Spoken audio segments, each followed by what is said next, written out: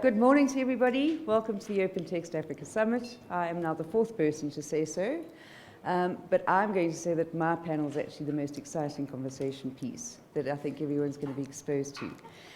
So really, yes, we are not going to be discussing IT, we're not going to be talking about AI, we're not going to be talking about your choice of cloud, but rather the challenges that women face in the workplace today. I'm very proud to introduce our five panelists who will be joining me up on stage. If I may introduce them, Stefanie de Tooy from Remgro Group, Head of IT and Operations. We've got Navani Desharan, who is the CTO for Platform and Operations from the Fashini Group. We've got Kaliwe Makaliso, who is the SAP MD for South Africa. We have Portia Similani, who is the Head of IT Governance, Risk and Compliance for Old Mutual Insure. And we have Tala Mawiya, I'm trying, who is Head of Project Delivery for MTN. So welcome, ladies.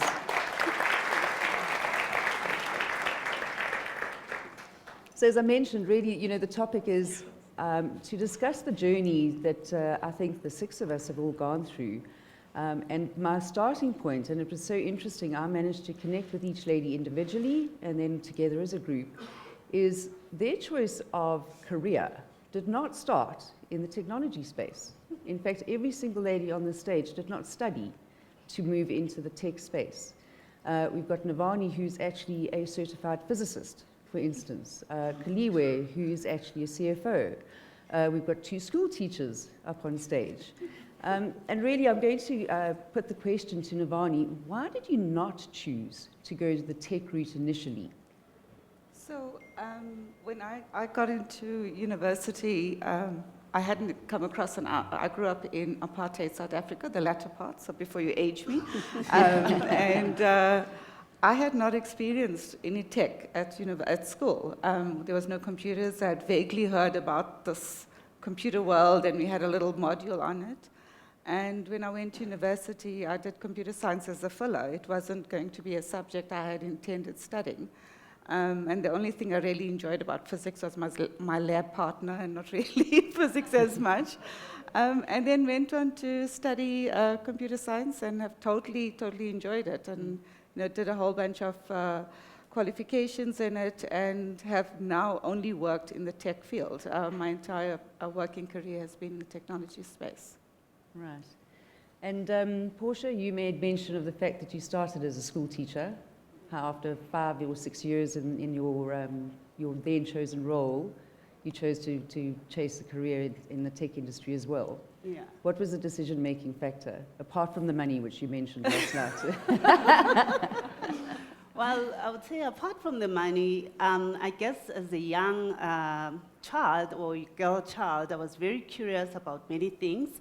I loved playing with technology. At the time, technology meant taking apart things, taking apart radios, taking apart any electronic things, and trying to find out what's happening.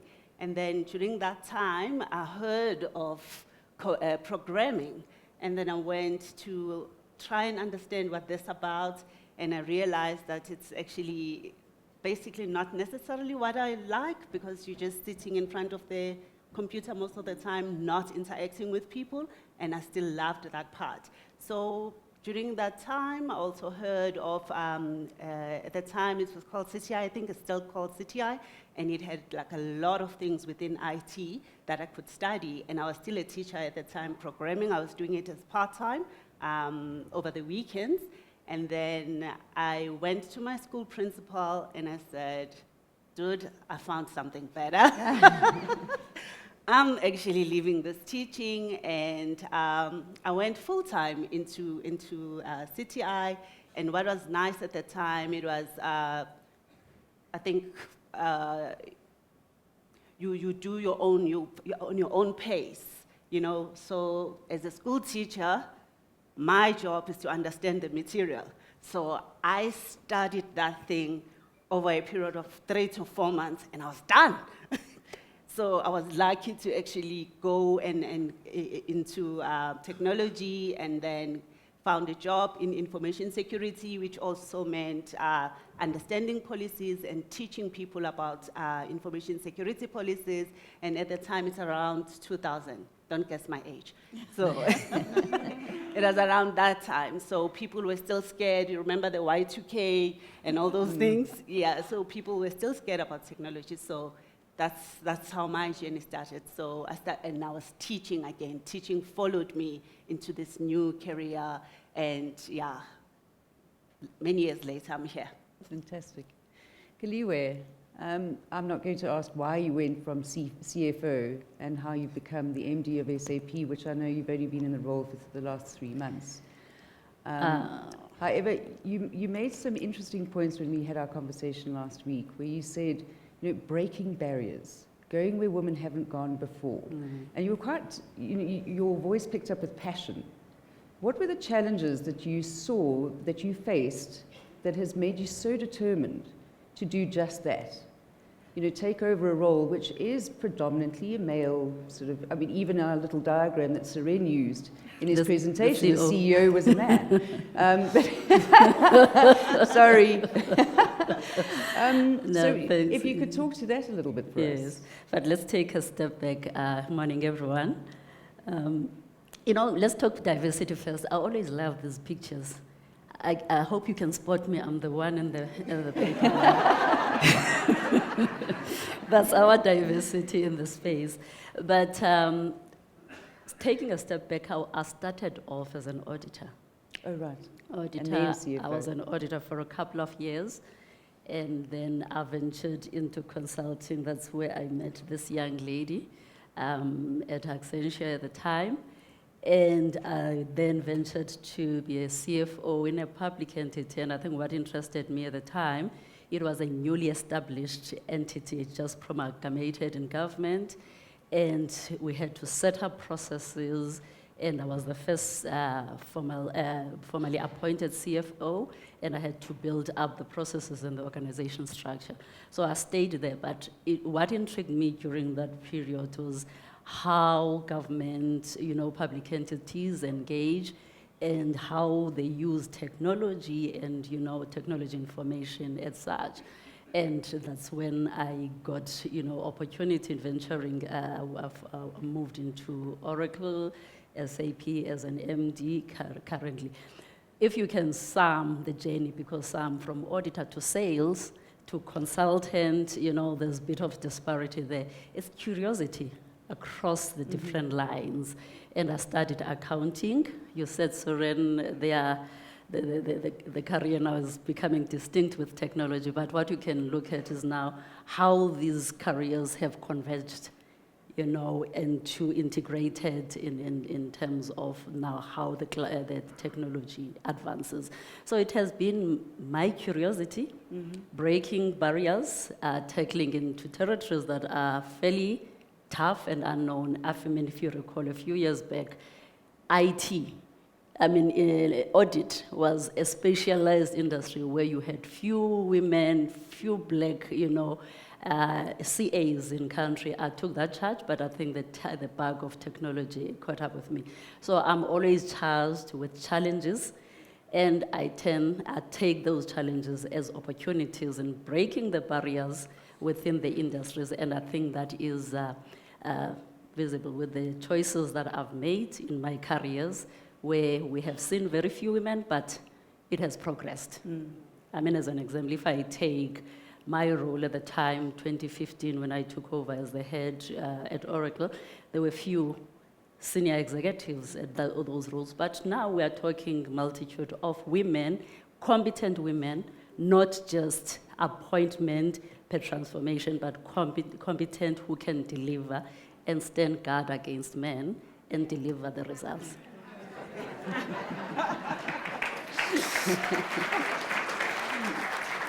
Thank you, Kaliwe. Stefani, we spoke to, and it is a topic that I cottoned onto and resonated with me, mentorship as well as sponsorship. So this is a dual question to both yourself and Navani, and I'm going to come to Tala around the allyship as well. Mentorship for women in this, and it is a male-dominated environment. How have you seen the progression of your mentorship? And I know it doesn't necessarily pertain to Remgrow Holdings because you are a holdings company as opposed to operational, so your team isn't as large, but certainly in your career at BAT. And the mentorship outside of your professional life, you made mention of, you know, you can actually make an impact to women of all ages, you know, from young girls to women of our age, which is young. And you know, what impact can you actually pass on? What does mentorship mean to you, and how have you managed to infiltrate that into your community? Yeah, so I want to scan the audience first, and I think there's a fair representation of women, more than I thought, in the audience today, so I think that's a good sign. Earlier on, when I started not where I started my IT career, but when I started my international IT career with my previous company, there were like 4 or 5 women in an entire audience like this. So I think we've come a long way. I know the stats doesn't necessarily prove that. When it comes to mentorship, I want to approach it from a mentor and a mentee point of view, call it mentorship, sponsorship. Sponsorship is someone looking out for you. But I think with both of those, there needs to be an alignment of hearts, I want to say. You need to have the passion for similar things. You need to deliver to your end and show an interest in what you're doing. In my career, I've had fantastic male sponsors, to be honest, and sometimes they look very tough on the outside, but they're kind-hearted and soft on the inside. And I think we're speaking to a largely male audience here, so I want to encourage you to embrace diversity. I don't see diversity as only gender segregation or racial segregation. To me, true diversity is about bring yourself in your full abundance. We all have different talents, different interests, different styles. So when you mentor, I think create the safety for that person to still be him or herself, to grow and develop, contribute to the team, be a team player. So I don't think I necessarily deliberately mentored, but when I bump into people that I worked with previously, then they would come to me and say, "Oh wow, thank you. You were so inspirational in my life.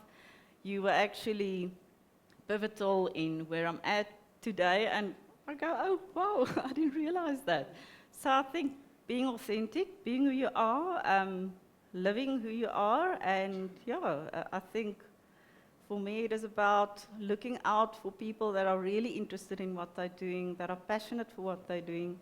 And as a leader, I think for me it's about creating that sense of belonging.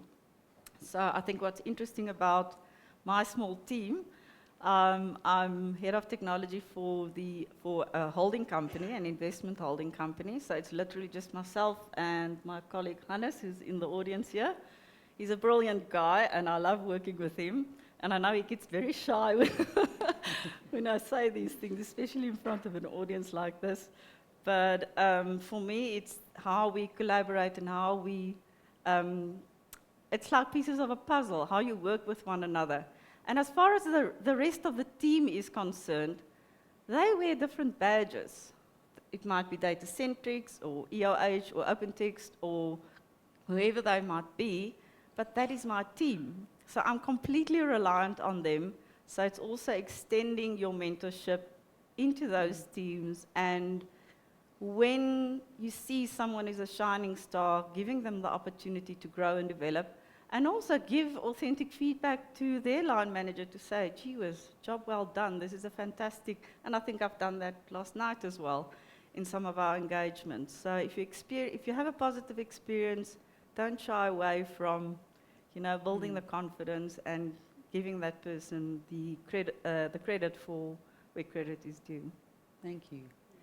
And Navani, you sort of aroused a new concept to me.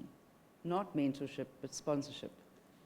So for me, Both exist. Mentorship is very much, like Stefania has said, is around listening to people, asking questions, giving them advice, guiding them how to behave in the corporate world and what's the right type of action, how do you bring them on board.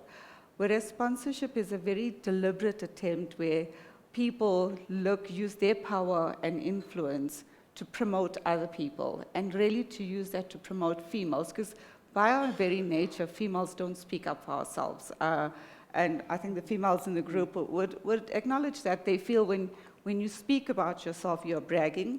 And no offense to the men, but studies have shown, men are not shy about speaking about their successes, and they will often even exaggerate it, and to the point that, but I think, just even if you look at, and I'm basing this on fact, right? So even when people apply for jobs, if a male applies for a job and he meets 60% of the criteria, he's going to go for it. A female won't. She will want to tick every single box and make sure she's 100%. And being a sponsor is around acknowledging that there are females like that, they have the potential, and that you've consciously, and talking about them positively and promoting them when they're not in the room. And I've been really fortunate to have both mentors and sponsors in my life. Some of the roles I have as non-exec director on boards is from a male sponsor, and it's in organizations I had nothing to do with, but it's him that promotes me all the time. So it's really positive engagement. I started off in hardcore IT, programming data controllers and programmable logic controllers. It's very different from where AI is nowadays. So I was always in a very male-dominated world, and even my current role, I'm surrounded by predominantly males, and really trying to get females on board into the team. And when I have them, I really hold on to them and try to promote them and give them encouragement. So I kind of do both a sponsorship and a mentorship. I guess my boss often remarks that, having me on the team, because our leadership team I'm the only female as well, I have to constantly bring them back. What about the female voice? And our voices are silent. And I mean, culturally, come from an Indian community, it was kind of, you only speak when spoken to, you don't have a voice. And as I got into the corporate world, I realized I'm sitting around the table for a purpose. I didn't necessarily agree with everything that was being said. If I didn't have my voice heard, I was going to be considered with everything else. So it's around being visible, having your voice, and I couldn't agree more about being authentic. Whether you're a mentor or a sponsor, you have to lead by being authentic. That's really very critical.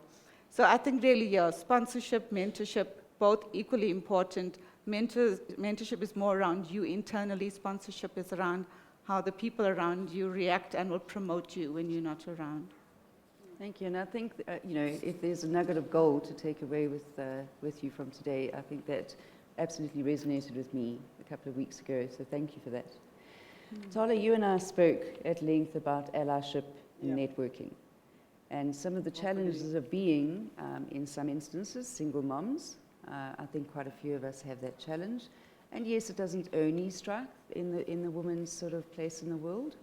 However, how can what would you share with younger women as to where can you lead them in guidance in that sort of point?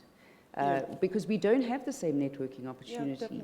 When you hear the guy say, "Oh, let's go for a beer at the pub," I can't. I've got to rush home, homework, cook dinner, etc., etc. What networking opportunities can we create that young women can actually participate in? It doesn't necessarily jeopardize your time outside of the office, but gives you that same forum to bond, because that is the key to a sort of confident workspace. Yeah, so I can start off by just talking about my own internal team. I've got a very young, vibrant team of female ladies. They're amazing.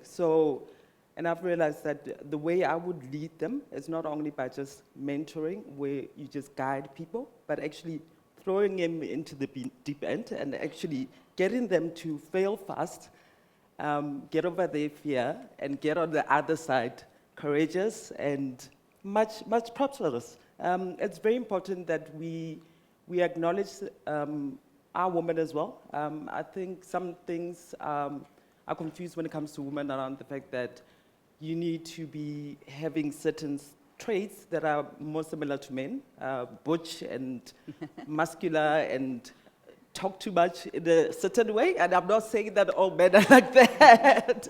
Don't get me wrong. But I think we need to lead from our own space, be true to ourselves. I'm a woman who's got 2 kids. I run my household very well. I run the finances. I manage vendors. I get services from my vendors. And if they're not doing well, I've got certain KPIs that I need from them. And if you have women that can run these things and be resilient through it and actually get kids that become future CEOs and COOs, you can do it in an organization. And run it with your own space. Be comfortable with your diversity and allow that to encompass with other people. I think that's very important. We need to be true to ourselves and not try to be something else. I'm not a male person and I'll never be. So embrace yourself. Be able to know that we're all diverse and working together, any organization can work out. That's me. Definitely. I think each team needs to adopt their own mechanism. Yeah. Each organization needs to adopt their own mechanism of how to create that inclusion for your colleagues. Correct. And but as you said, building the confidence, making sure that you're unlocking the Confidence potential. is very important. Yeah. I also feel that you have to be in the trenches to actually either fail very quickly and know what you're not doing right to get on the other side. It happens a lot in organizations where, and again, we're talking about male counterparts. I don't want it to look like that. But people are prepared for certain roles, big roles. And it doesn't happen that much when it comes to our females. And I think that we need to start doing that. Us as women leaders, I need to drive my team, and that's what I try to do. But other males or any gender that you want to look at, we all need to work together because it's much harder as a woman to progress yourself. And it becomes very lonely if you don't have that kind of support. Yeah, no, that's absolutely agreed.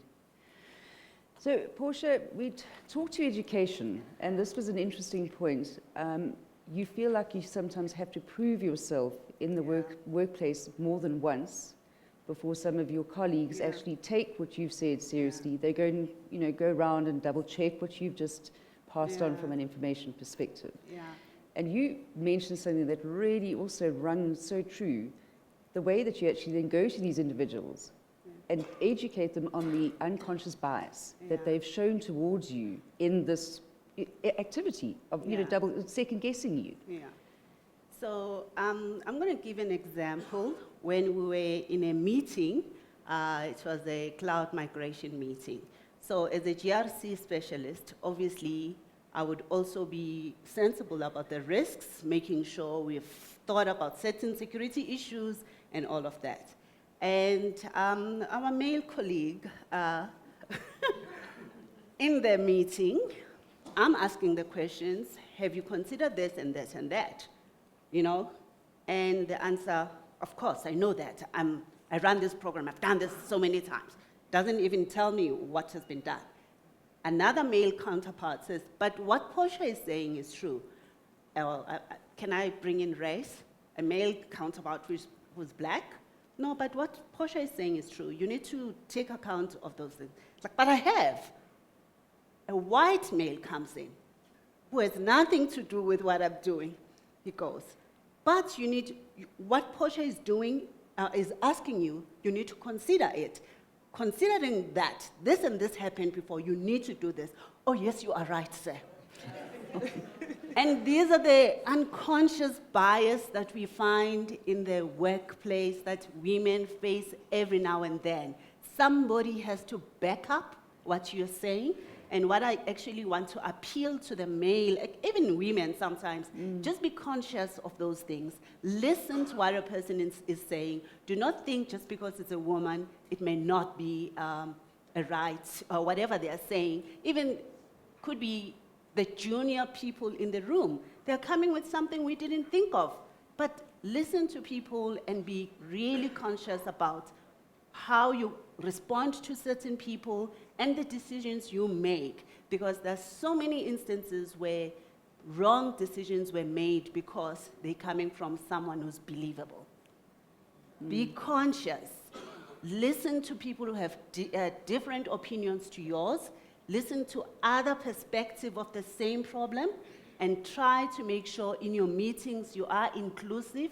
You're not just putting it in your values, that you embrace diversity, but every single day you live a life that shows that you're not taking opinions that are different to yours. So that would be my appeal to everyone, not just the male counterparts. Thank you. Kaliwe, education again is the main topic, but it was similarly something that struck. Teaching young girls what they're going to face in the boardroom. It's not something you're going to read in a textbook. It's not something that you get as an intro guide. There's no education as to, okay, now you have managed to climb the ladder. Now you are in a senior role.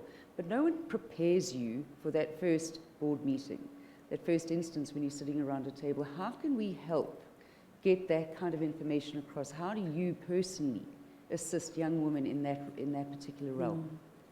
No, thanks, Susan. I want to start with this, I think this famous quote, I think it back then was Newton. If I can see further, it's because I stood on the shoulders of the giants. And I think that was, at the time, progression of scientific, evolution. But in this context, it's a question of now, how do we take the responsibility as women leaders who have been there and learnings from those, who have been there before us, and take those lessons authentically, someone mentioned that, and be realistic that it is not easy to be in the male-dominated industries, being one of the few people in the room and facing the challenges that you are talking about, some unconscious biases. So how do we engage, mentor, sponsor our kids to understand that the journey will be difficult at times, but you don't have to give up.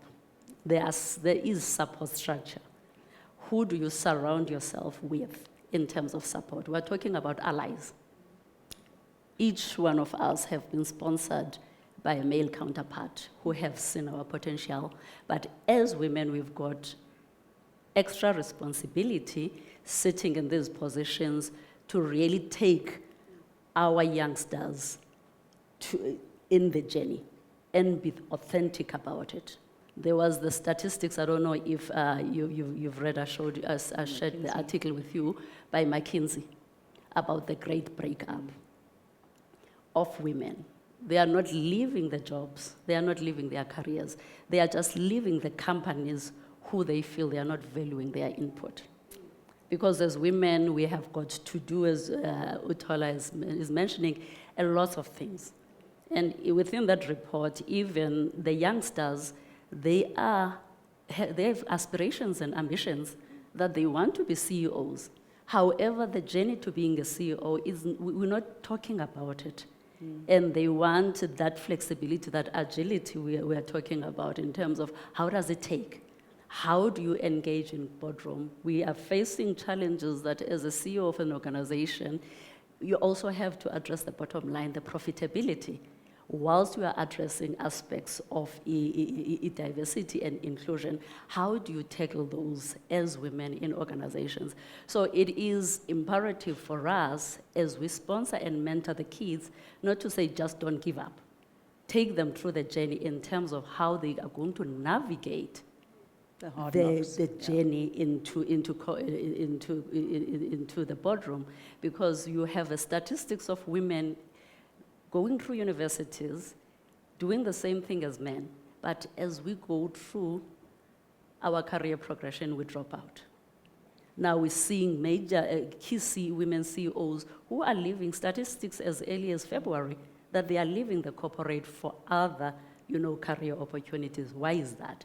So I think it's a call for us to take on that journey in terms of how do we ensure that we are conscious in our statistics within our organizations in addressing the aspects of ensuring that women stay in those roles and we create environments that are conducive and viable for the youngsters to accelerate and take on careers, you know, so then you put a good picture at the end, traditional CEO in terms of strategic roles, and now youngsters who become data scientists, you know, how do we now ensure that we create that environment for such, and as well as in the senior positions, yeah.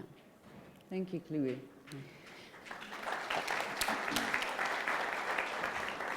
So Navani, I know you actually spoke to me this morning about this. You said, Sue, you're going to ask me about STEM. I am very, very excited. So Navani is actually heading to Antarctica in November with a STEM group of women and of various careers and all of that kind of thing. What does STEM stand for? And is that not the voices? These are the kind of impacts that we need to create more of to spread the word that we're all discussing today. So absolutely. Just some context. So the program I'm on it's a leadership program for women in STEM, which is science, technology, engineering, and maths. And it's very focused around sustainability. So loved hearing about what OpenText is doing and what their targets are for 2030. But the program really is around growing the influence and power of women in STEM. Now, we are women in IT. This is very specific around women in STEM. And the numbers start dwindling a lot more when you start focusing on just STEM, around women representation. And it's a global collaboration of women. I was the only South African selected in 2019. So really excited about going there. And the reason Antarctica was selected is male scientists were working in Antarctica for 60 years before the first female scientist was allowed into Antarctica. So it's around us going there and breaking those boundaries. It's also around the fact that Antarctica is not owned by any one country. It's governed by a treaty of countries. And this global collaboration of women is around that. It's around sustainability. And yeah, it's going to be quite a journey of 19 nights of voyage, and I use the term loosely. We have like 2 to 3 hours of nighttime, so it's going to be quite a journey, but very much learning around women in leadership, learning around science of and the biodiversity of what's happening in Antarctica, and the most important thing is seeing, you know, what's really happening with climate change. That is pivotal, and it's really seen what's happening in Antarctica around that.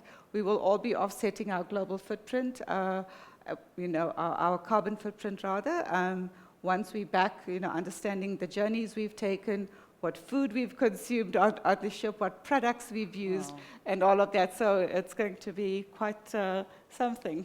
And I'm very quick to tell people I'm not going on a holiday. I'm doing some work. Not by any stretch. So that is the end of our time. I would like to thank you ladies again for volunteering to join me up on stage, you know, raise a very, very critical topic that awareness just needs to continue to spread. I'm very glad that we have got such a diverse audience that took the time to listen to us. We are literally between yourselves and a coffee break. So we can sit here for another couple of hours, but I won't. So no, thank you. And I'd just like to wrap up. I did steal this comment actually from my colleague Radwa. Diversity is inviting everyone to the dance, but inclusion is when they are asked to dance. So please keep that in mind. Diversity and inclusion, a critical piece of how you behave in everyday life. And for that, I would like to thank all the ladies up on stage. Thank you.